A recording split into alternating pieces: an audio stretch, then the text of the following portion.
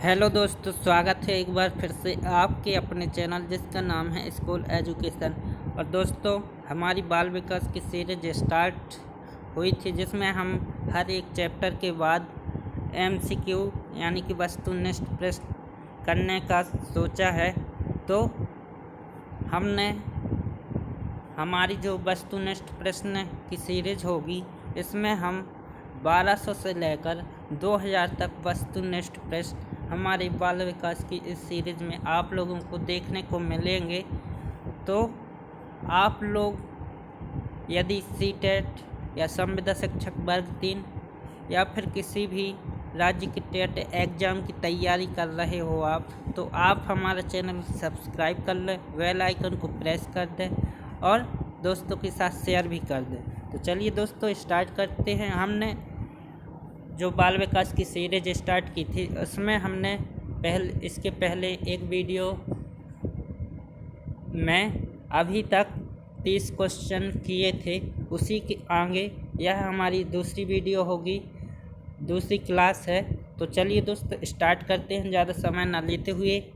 और इससे क्या होगा दोस्तों, आप लोग जब ज़्यादा से ज़्यादा क्वेश्चन करोगे ना तो आप लोगों का जो एडजस्टिंग नॉलेज है वो आप लोगों की वो स्ट्रॉन्ग हो जाएगी और आप लोगों का जो एडजस्टिंग नॉलेज के थ्रू आप एग्ज़ाम में राइट आंसर की और ज़्यादा से ज़्यादा आप राइट आंसर की तरफ पहुंच सकते हैं। तो चलिए दोस्तों, स्टार्ट करते हैं और देखते हैं आज के क्वेश्चन। तो अपना आज का पहला क्वेश्चन है, एक 13 वर्षीय बालक यानी कि एक 13 वर्ष का बालक है, बात बात में अपने बड़ों से झगड़ा करने लगता है। यानी कि 13 वर्ष का एक बालक है और अपने बड़ों से यानी कि अपने फैमिली मेम्बर में या फिर आसपास बड़ों से झगड़ा करने लगता है और हमेशा स्वयं को सही साबित करने की कोशिश करता है। वह विकास की किस अवस्था में है? तो आपके 4 ऑप्शन दिए गए हैं। इन 4 ऑप्शन में आप लोग राइट ऑप्शन बताएं कौन सा होगा, राइट आंसर क्या हो जाएगा दोस्तों। तो आप लोग जल्दी से कमेंट करें दोस्तों और राइट आंसर बताएं, इसका राइट आंसर क्या होगा। एक 13 वर्ष का बालक है, वो बात बात में क्या करता है, अपने बड़ों से क्या करने लगता है, झगड़ा करने लगता है और हमेशा स्वयं को क्या करता है, सही साबित करने की, यानी कि वो गलत भी है तो वो क्या करता है, अपने को सही साबित करने की कोशिश करता है। तो आप लोगों को यह बताना है कि वो कौन सी अवस्था में है वो बालक। तो चलिए दोस्तों, आप लोग बताएं जल्दी से कमेंट करके इसका राइट आंसर क्या होगा दोस्तों। इसका राइट आंसर हो जाएगा दोस्तों, वह किशोरावस्था में है। राइट आंसर ऑप्शन नंबर 2 इसका राइट आंसर हो जाएगा दोस्तों। 13 वर्ष का बालक यानी कि दोस्तों आप लोगों को यहीं से समझ जाना चाहिए कि 13 वर्ष के बालक यानी कि वो जो आपकी किशोरावस्था है वो 12 वर्ष से स्टार्ट हो जाती। तो 12 वर्ष से लेकर 18 वर्ष तक रहती है आपकी किशोरावस्था। तो राइट आंसर तो आप लोग यहीं से दे सकते थे, एक 13 वर्षीय। तो किशोरावस्था इसका राइट आंसर हो जाएगा। किशोरावस्था में क्या होता है, जो बालक की संवेग है वो क्या हो जाते हैं, उथल पुथल हो जाते हैं और वो अपने इमोशन को यानी कि कंट्रोल नहीं कर पाता और इमोशन डिसबैलेंस हो जाते हैं किशोरावस्था में। तो चलिए दोस्तों, अब देखते हैं अगला क्वेश्चन क्या है। अगला क्वेश्चन है दोस्तों, एक बच्चे की वृद्धि और विकास के अध्ययन की सर्वाधिक अच्छी विधि कौन सी है? एक बच्चे की वृद्धि और विकास के अध्ययन की सर्वाधिक अच्छी विधि कौन सी है? तो 4 ऑप्शन हैं दोस्तों, 4 ऑप्शन में बताएं आप लोगों का राइट आंसर क्या होगा। राइट आंसर तक पहुँचे दोस्तों, कमेंट करके बताएं तो राइट आंसर क्या है इसका। मनोविश्लेषण विधि, तुलनात्मक विधि, विकासीय विधि, सांख्यिकी विधि। बताएं दोस्तों जल्दी से, इसका राइट आंसर क्या होगा। इसका राइट आंसर हो जाएगा दोस्तों, विकासीय विधि। यदि एक बच्चे की वृद्धि और विकास का अध्ययन करना है तो सर्वाधिक अच्छी विधि, इसकी सबसे अच्छी विधि विकासीय विधि होगी। राइट आंसर हो गया दोस्तों ऑप्शन नंबर 3, इसका राइट आंसर हो जाएगा। अगला क्वेश्चन देखते हैं अब। अगला क्वेश्चन क्या है? अगला क्वेश्चन है दोस्तों, मानव विकास को निम्न क्षेत्रों में विभाजित किया जाता है, जो है, बताइए दोस्तों। कि 4 ऑप्शन हैं आपके लिए, इनमें से राइट ऑप्शन क्या हो जाएगा। ऑप्शन पहला है आपका शारीरिक, आध्यात्मिक, संगठनात्मक और सामाजिक। ऑप्शन दूसरा है आपका शारीरिक, संगठनात्मक, संवेगात्मक और सामाजिक। ऑप्शन नंबर तीसरा है आपका संवेगात्मक, संगठनात्मक, आध्यात्मिक और सामाजिक मनोवैज्ञानिक। ऑप्शन 4 है आपका मनोवैज्ञानिक, संगठनात्मक, संवेगात्मक और शारीरिक। इसका राइट आंसर बताएं दोस्तों, इसका राइट आंसर क्या हो जाएगा। कमेंट करें जल्दी से दोस्तों, इसका राइट आंसर क्या होगा। जो मानव विकास को जिन क्षेत्रों में बांटा गया है वो है दोस्तों आपका मनोवैज्ञानिक हो जाएगा, संगठनात्मक हो जाएगा, संवेगात्मक और शारीरिक। मैंने आप लोगों को जब डिटेल से चैप्टर पढ़ाया था तो उसमें आप लोगों को मैंने विकास के 3 क्षेत्र बताए थे, जिसमें आपका संगठनात्मक यानी कि कॉग्निटिव डेवलपमेंट और उसमें आपको साइकोमोटर यानी कि शारीरिक मनोशारीरिक विकास और आपको भावात्मक विकास बताया। भावात्मक के सब पार्ट है आपका संवेगात्मक। तो भावात्मक डेवलपमेंट का जो भावात्मक विकास के सब पार्ट हो जाते हैं इमोशन, मोरल और सोशल, ये इसके भावात्मक विकास के क्या है सब पार्ट है। तो आपके मुख्य रूप से विकास किन किन क्षेत्रों में हो जाता है। 3 क्षेत्रों में बालक विकास करता है, संगठनात्मक, मनोशारीरिक और भावात्मक विकास। तो इसका राइट आंसर हो जाएगा 4th ऑप्शन राइट आंसर हो जाएगा दोस्तों इसका। चलिए अब अगला क्वेश्चन देखते हैं दोस्तों। अगला क्वेश्चन क्या है। अगला क्वेश्चन है आपका किशोर डैश का अनुभव कर सकते हैं। बताइए, ऑप्शन आपके लिए 4 ऑप्शन दिए गए हैं, बताइए इसका राइट आंसर क्या हो जाएगा। आपका पहला ऑप्शन है बचपन में किए गए अपराधों के प्रति डर के भाव, आत्मसिद्धि के भाव। ऑप्शन तीसरा है आपका जीवन के बारे में परितृप्ति। ऑप्शन 4 है आपका दुश्चिंता और स्वयं से सरोकार। इसका राइट आंसर बताएं दोस्तों, इसका राइट आंसर क्या हो जाएगा। इसका राइट आंसर हो जाएगा दोस्तों दुश्चिंता और स्वयं से सरोकार।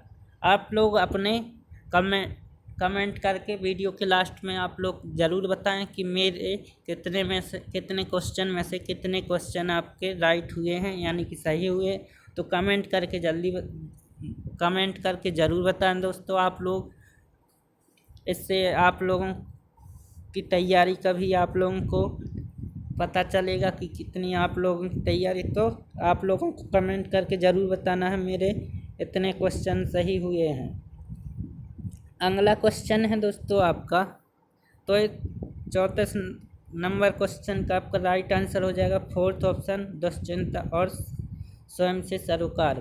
किशोर दुश्चिंता और स्वयं से सरोकार का अनुभव कर सकते हैं। अगला आपका क्वेश्चन है विकास शुरू होता है।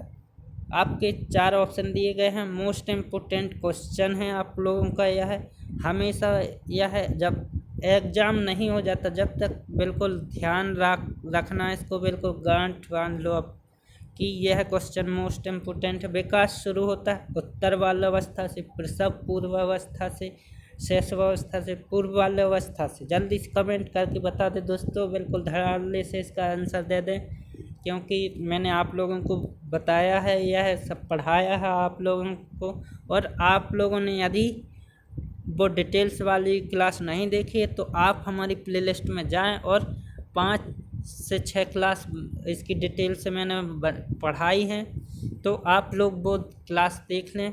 एक तरफ से सारी क्लासें को।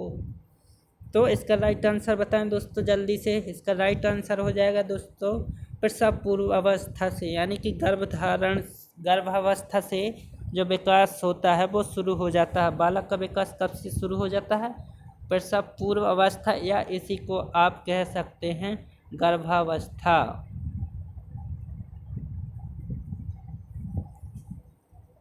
तो विकास शुरू होता है गर्भावस्था से या फिर कहें प्रसव पूर्व अवस्था से।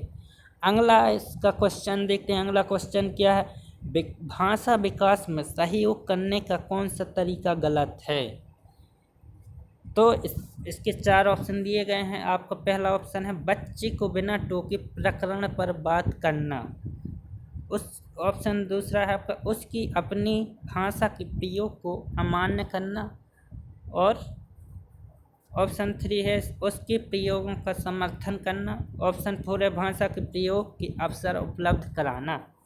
तो चलिए दोस्तों बताएं जल्दी से इसका राइट आंसर क्या हो जाएगा। इसका राइट आंसर हो जाएगा दोस्तों उसकी अपनी भाषा के प्रयोग को अमान्य करना। क्यों हो जाएगा, क्योंकि यहाँ पर कौन सा तरीका गलत है, गलत पूछा है। तो इसका राइट आंसर हो जाएगा उसकी अपनी भाषा के प्रयोग को अमान्य करना।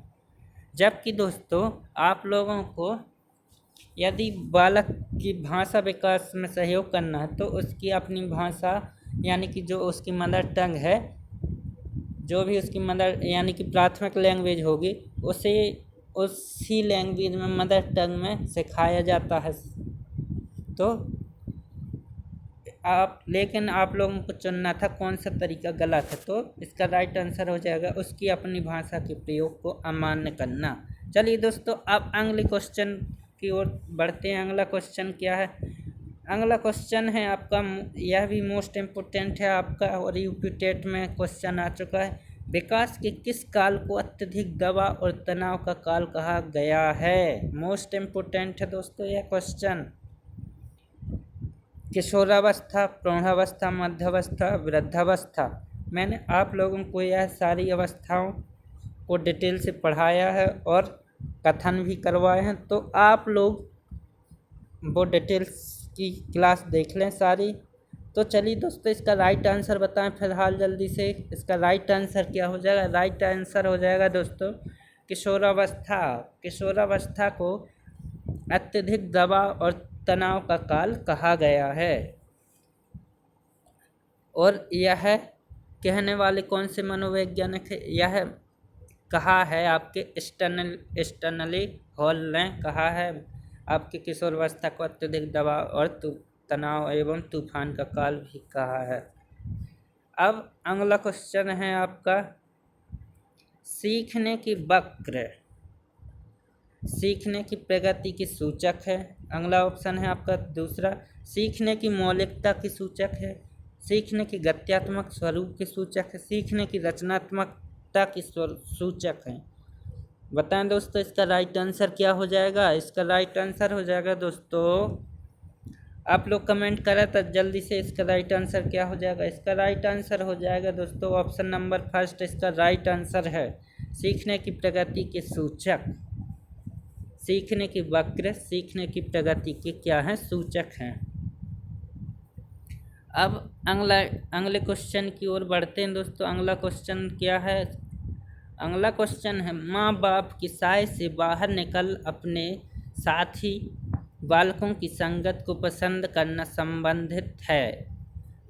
यह किस अवस्था से संबंधित है। तो आप लोग के सामने 4 ऑप्शन है, जल्दी से इसका राइट ऑप्शन चूज करें जल्दी से और कमेंट करें दोस्तों इसका राइट आंसर क्या हो जाएगा। राइट आंसर होगा दोस्तों आपका पूर्व बाल्यावस्था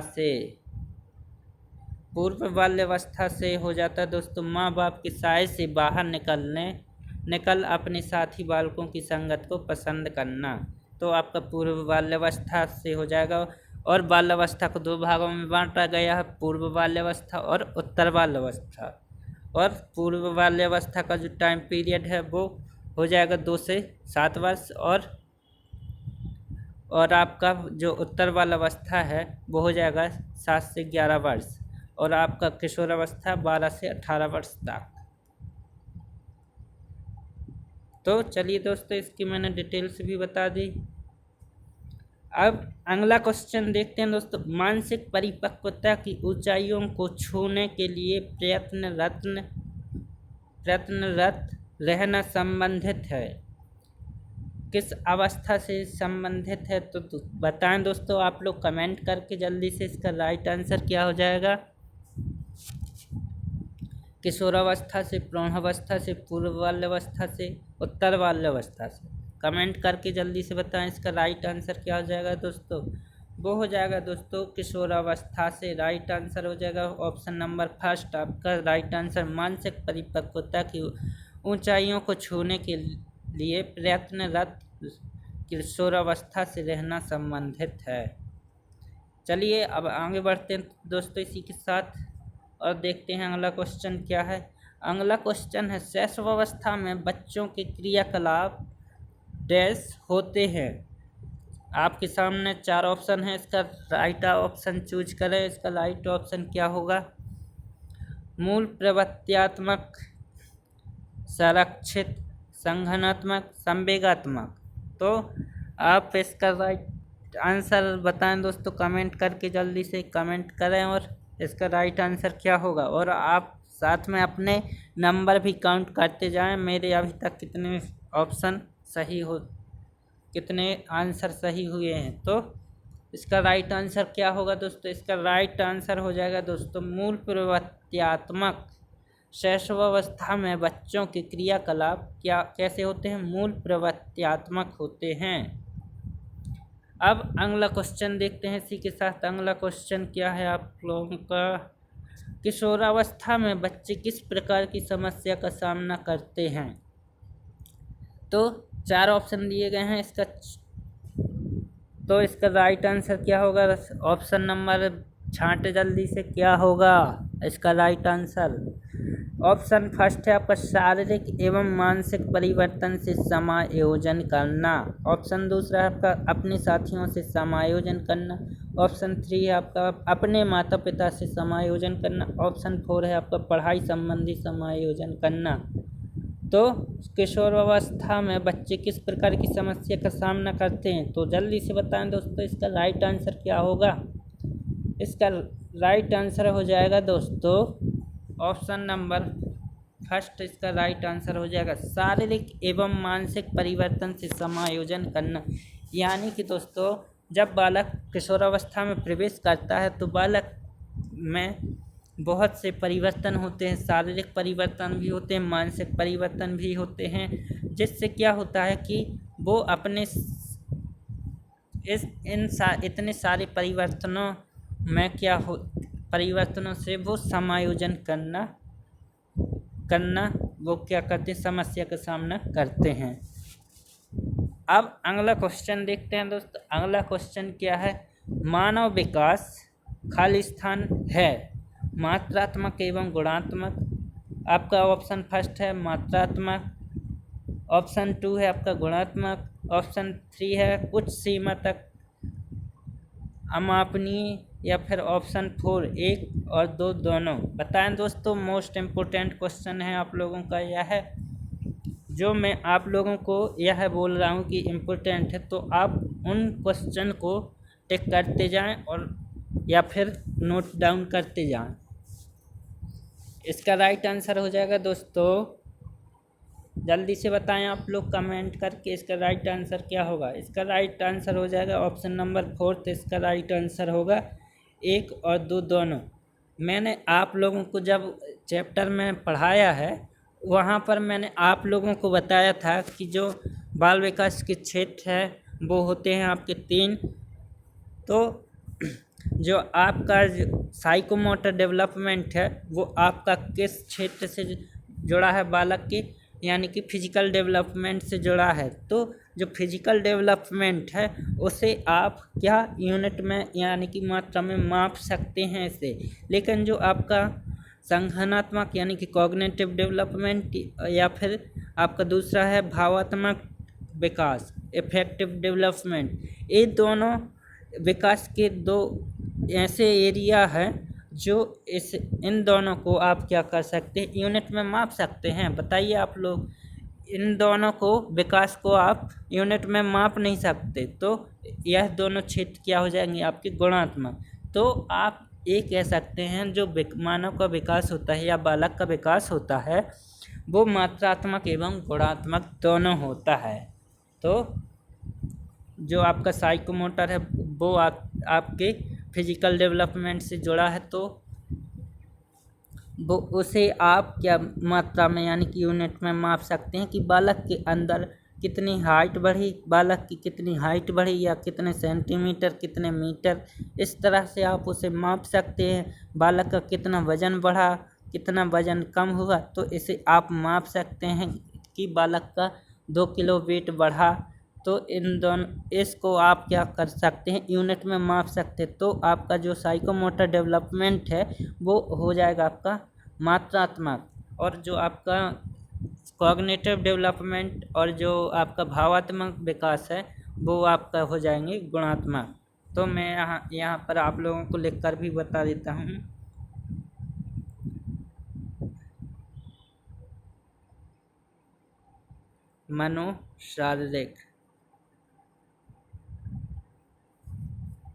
मनोशारीरिक विकास और आपका जो मनोशारीरिक है, इसे आप इंग्लिश में क्या बोलते हैं, साइकोमोटर। तो यह जो आपका होता है मनोशारीरिक विकास, यह आपका होता है मात्रात्मक। तो इसे आप क्या यूनिट में माप सकते हैं कि कितने बालक की कितनी हाइट बढ़ी, बालक के अंदर यानी कि कितना वजन बढ़ा। तो इसे आप क्या यूनिट में माप सकते हैं। तो यह है आपका मात्रात्मक हो जाएगा। लेकिन जो आपका दूसरा क्षेत्र है विकास का, वो होता है आपका भावात्मक। इसके अंदर आपका मोरल, सोशल और इमोशनल डेवलपमेंट भी आ जाते हैं, सब पार्ट है इसके भावात्मक विकास के। और आपका तीसरा क्षेत्र आ जाता है आपका संज्ञानात्मक। तो यह ऐसे दो एरियाज हैं विकास के। ऐसे इन दोनों को आप क्या यूनिट में माप नहीं सकते। तो यह आपके हो जाएंगे गुणात्मक। तो आप ये कह सकते हैं जो बालक का विकास होता है वो मात्रात्मक एवं गुणात्मक दोनों होता है। तो यह कॉन्सेप्ट आप लोगों को बहुत अच्छे से क्लियर हो गया होगा और आशा करता हूं कि आप लोगों को अच्छे से समझ में आ गया होगा। तो चलो बढ़ते हैं इसी के साथ अगले क्वेश्चन की तरफ और देखते हैं। अगला क्वेश्चन है आपका, बाल्यावस्था की प्रमुख मनोवैज्ञानिक विशेषता क्या है। अब आप लोगों को मैंने बाल्यावस्था, शैशवावस्था, किशोरावस्था, इन तीनों विशेषताओं को एक एक विशेषता को बहुत डिटेल से समझाया है। लेकिन यहाँ पर आप लोगों को 4 ऑप्शन दिए गए हैं। इन 4 ऑप्शन में से राइट ऑप्शन चूज करना है। तो इसका राइट आंसर बताएं दोस्तों, कमेंट करें जल्दी से। इसका राइट आंसर क्या हो जाएगा, बाल्यावस्था की प्रमुख मनोवैज्ञानिक विशेषता क्या है। दूसरों पर निर्भरता, सामूहिकता की भावना, धार्मिकता, अनुकरणात्मक प्रवृत्ति का अभाव। इसका राइट आंसर हो जाएगा दोस्तों सामूहिकता की भावना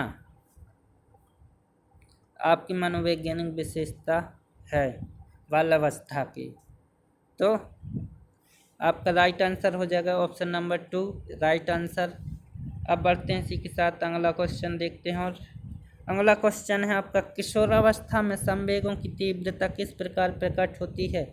प्रतिकूल पारिवारिक संबंध, ऑप्शन 2 है आपका व्यवसाय की समस्या, ऑप्शन 3 आपका नई परिस्थितियों के साथ समायोजन, उपरोक्त सभी। बताएं दोस्तों इसका राइट आंसर क्या हो जाएगा। इसका राइट आंसर हो जाएगा ऑप्शन नंबर 4 राइट आंसर, उपरोक्त सभी। प्रतिकूल पारिवारिक संबंध भी हो जाएगी, किशोरावस्था में संवेगों की तीव्रता, व्यवसाय की समस्या, नई परिस्थितियों के साथ समायोजन। तो आपका ऑप्शन नंबर 4 उसका राइट आंसर हो जाएगा, उपरोक्त सभी। अब देखते हैं अगला क्वेश्चन है आपका, बाल विकास में प्रक्रिया पर बल है, वातावरण और अनुभव की भूमिका पर बल है, और गर्भावस्था से किशोरावस्था तक का अध्ययन होता है, उपरोक्त सभी। तो बताएं दोस्तों बाल विकास में, बताएं दोस्तों इसका राइट आंसर क्या हो जाएगा। इसका राइट आंसर बताएं जल्दी से कमेंट करके। मैंने यह आप लोगों को बहुत अच्छे से बताया है डिटेल से, इसका राइट आंसर सभी लोगों का सही होना चाहिए। इसका राइट आंसर हो जाएगा दोस्तों उपरोक्त सभी, यानी कि दोस्तों जो आपका बाल विकास है इसमें कब से कब तक का अध्ययन किया जाता है, गर्भावस्था से किशोरावस्था तक का अध्ययन किया जाता है। लेकिन जो आपका मानव विकास है उसमें बालक का उसमें कब से कब तक का अध्ययन होता है, गर्भावस्था से मृत्यु पर्यंत तक का अध्ययन होता है। लेकिन जो आपका बाल विकास है मानव विकास की एक शाखा है बाल विकास, जिसमें बाल विकास के अंतर्गत हम अध्ययन करते हैं गर्भावस्था से किशोरावस्था तक का अध्ययन। तो यह बात भी ध्यान रखना आप लोग, और इसका राइट आंसर हो जाएगा ऑप्शन नंबर 4।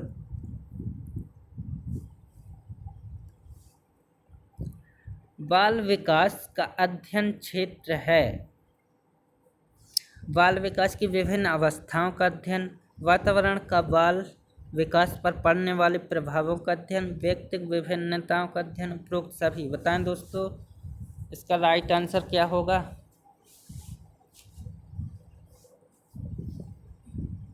इसका राइट आंसर हो जाएगा दोस्तों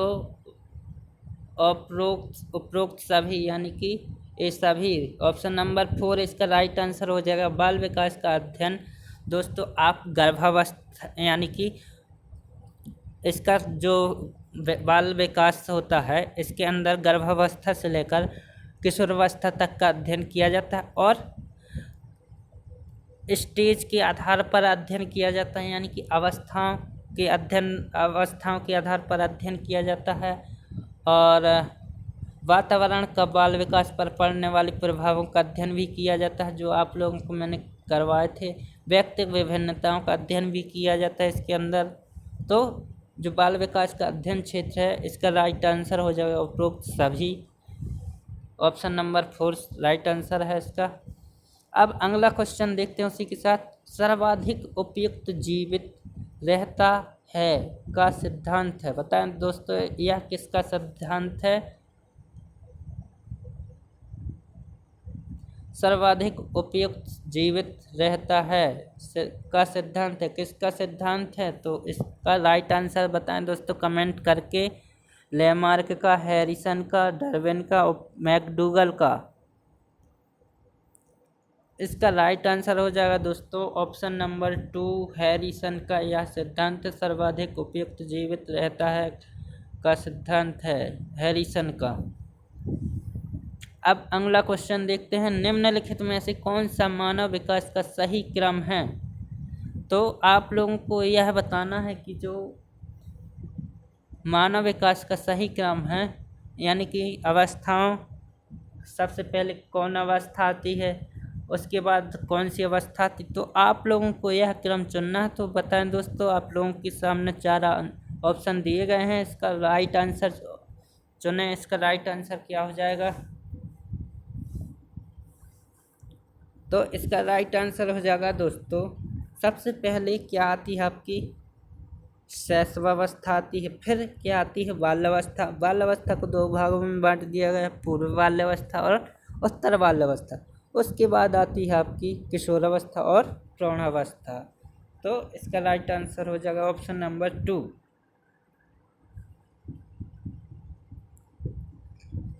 और इसके वो भी अदर ऑप्शन भी चेक कर सकते हैं। तो सबसे पहले शैशवावस्था आती है तो ये ठीक है, लेकिन शैशवावस्था के बाद अपनी आती है बाल्यावस्था, तो यह आपका क्या हो जाएगा, गलत हो जाएगा।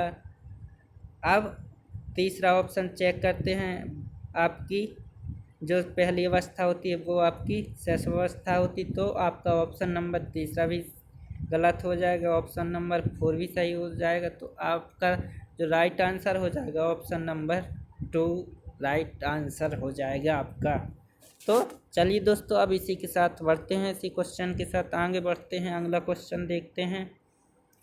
पद संवेगात्मक क्रांति किस अवस्था से अधिक जुड़ा हुआ है। तो आप लोग बताएं शैशवावस्था से जुड़ा हुआ है, या फिर बाल्यावस्था से, या फिर किशोरावस्था से, या फिर प्रौढ़ावस्था से। तो आप लोग बताएं दोस्तों इसका राइट आंसर क्या हो जाएगा। इसका राइट आंसर हो जाएगा दोस्तों आप लोगों का वो जुड़ा है किशोरावस्था से। पद संवेगात्मक क्रांति किस अवस्था से जुड़ी है? किशोरावस्था से। और आप लोगों के इस वीडियो में दोस्तों चाहे वो एच टेट हो या फिर यूपी टेट हो चाहे सी टेट, सभी टेट एग्ज़ाम के आप लोगों को इस वीडियो के अंदर क्वेश्चन देखने को मिल रहे हैं। तो आप लोगों ने अभी तक हमारा वीडियो लाइक नहीं किया तो वीडियो को लाइक भी कर दें दोस्तों, लाइक का बटन दबा दें तो आप बहुत सही रहेगा। और दोस्तों के साथ शेयर भी करते रहें दोस्तों। और आप लोग अपने नंबर ज़रूर काउंट करते जाएं और आप लोगों को बताना है वीडियो के लास्ट में कि कितने सही हुए। अब अगला क्वेश्चन देखते हैं। मानव विकास की वह अवस्था जिसे सुनहरी अवस्था कहा जाता है वह है शैशवावस्था, बाल्यावस्था, किशोरावस्था, प्रौढ़ावस्था। तो आप लोग 4 ऑप्शन दिए गए हैं, 4 ऑप्शन में से इसका राइट ऑप्शन चूज करें जल्दी से। इसका राइट ऑप्शन क्या हो जाएगा? मोस्ट इम्पोर्टेंट है आपका यह क्वेश्चन। और तो इसका आंसर बताएं दोस्तों जल्दी से कमेंट करके। इसका राइट आंसर हो जाएगा दोस्तों बाल्यावस्था। बाल्यावस्था को सुनहरी अवस्था भी कहा जाता है। और बाल्यावस्था को क्या कहा जाता है? टॉय एज भी कहते हैं इसे, प्ले एज भी कहते, खिलौना आयु भी कहा जाता है। तो आप ये भी ध्यान रखें। अब अगला क्वेश्चन देखते हैं। अगला क्वेश्चन क्या है? निम्नलिखित में से कौन प्रारंभिक बाल्यावस्था अवधि के दौरान उन भूमिकाओं एवं व्यवहारों के बारे में जानकारी प्रदान करते हैं जो एक समूह में स्वीकार्य है? भाई बहन एवं अध्यापक, अध्यापक एवं साथी, साथी एवं माता पिता, माता पिता एवं भाई बहन। तो जल्दी से कमेंट कर दे दोस्तों इसका राइट आंसर क्या हो जाएगा। जल्दी से राइट आंसर चूज करें, जल्दी से कमेंट कर दें। और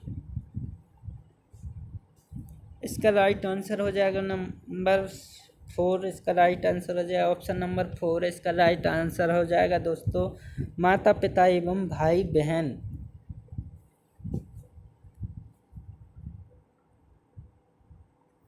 अगला क्वेश्चन देखते हैं इसी के साथ। निम्नलिखित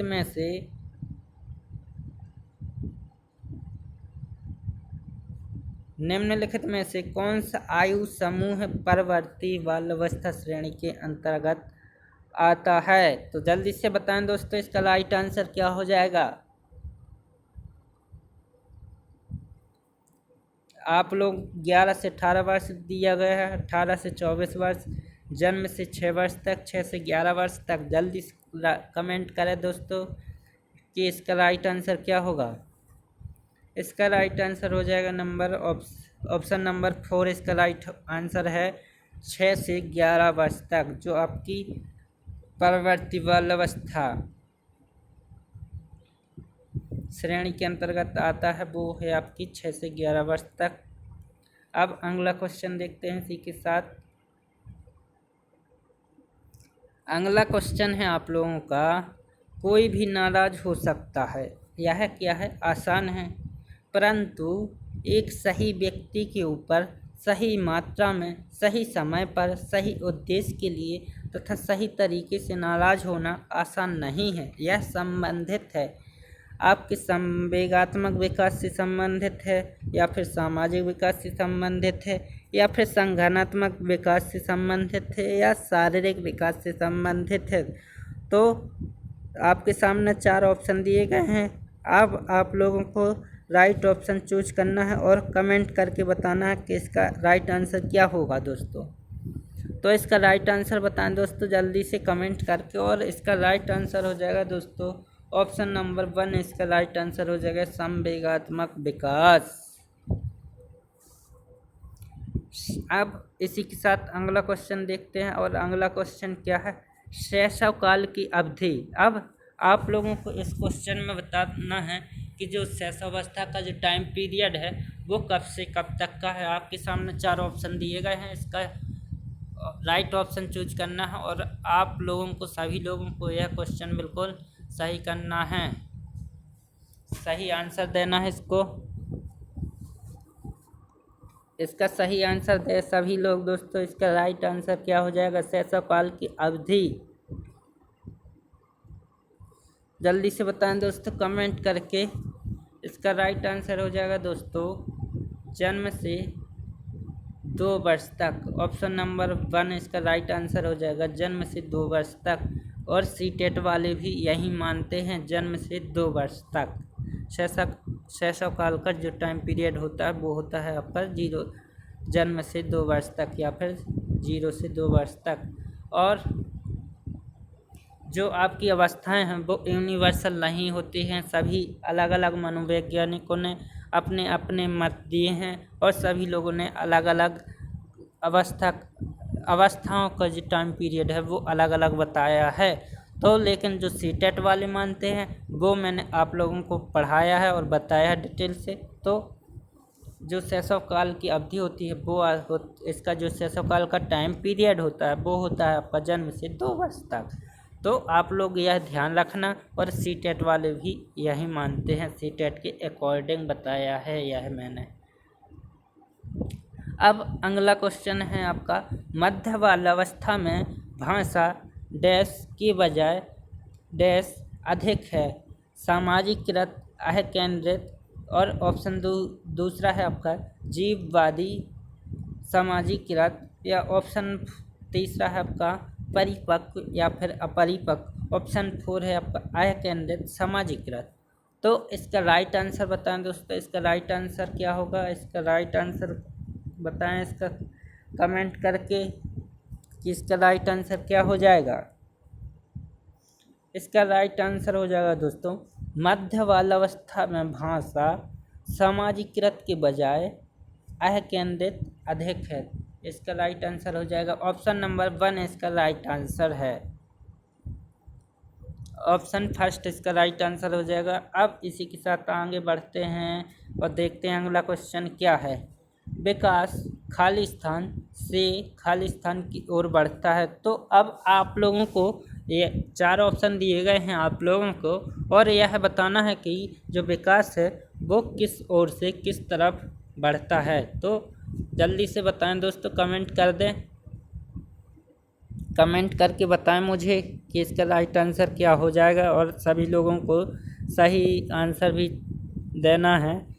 और जो आपका जो क्वेश्चन है इम्पोर्टेंट है, आपके सीटेट एग्ज़ाम में आ चुका है, 2015 में आया हुआ क्वेश्चन है। तो इसका राइट आंसर बताएं दोस्तों जल्दी से कमेंट करके। इसका राइट आंसर हो जाएगा दोस्तों जो विकास है वो सामान्य से विशिष्ट की ओर बढ़ता है। तो ऑप्शन नंबर 4 इसका राइट आंसर हो जाएगा दोस्तों। अब इसी के साथ आगे बढ़ते हैं और देखते हैं अपने अगले क्वेश्चन को। अगला क्वेश्चन है आपका, निम्नलिखित में से कौन सा कथन विकास और अधिगम के बीच संबंध को सर्वश्रेष्ठ रूप से जोड़ता है। तो आप लोगों को 4 ऑप्शन दिए गए हैं, उन 4 ऑप्शन में से यह बताना है कि इसका राइट आंसर क्या हो जाएगा और ऑप्शन नंबर कौन सा आपका राइट आंसर है। जल्दी से बताएं दोस्तों कमेंट करके मुझे, और नंबर भी अपने काउंट करते जाएं जल्दी से। और वीडियो ख़त्म होने के बाद आप लोगों को बताना है कि मेरे कितने क्वेश्चन सही हुए।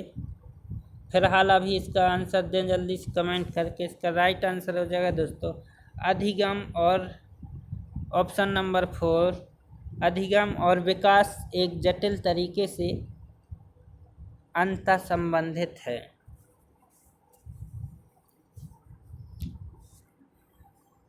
अब इसी क्वेश्चन के साथ आगे बढ़ते हैं और देखते हैं अपने अगले क्वेश्चन को। अगला क्वेश्चन क्या है, किशोरों के संदर्भ में निम्नलिखित में से कौन सा कथन सर्वाधिक उचित है। ऑप्शन आपका फर्स्ट, चिंतन का मूर्त क्रियाओं से प्रदर्शित होना, बुद्धि लब्धांक में अकस्मात वृद्धि। ऑप्शन 3 है आपका संवेगात्मक प्रोत्थान की घटना बढ़ जाती है, पढ़ाई के प्रति लापरवाह रवैया। तो आप लोगों के सामने 4 ऑप्शन दिए गए हैं। अब इसका राइट आंसर बता दें दोस्तों, इसका राइट आंसर क्या होगा।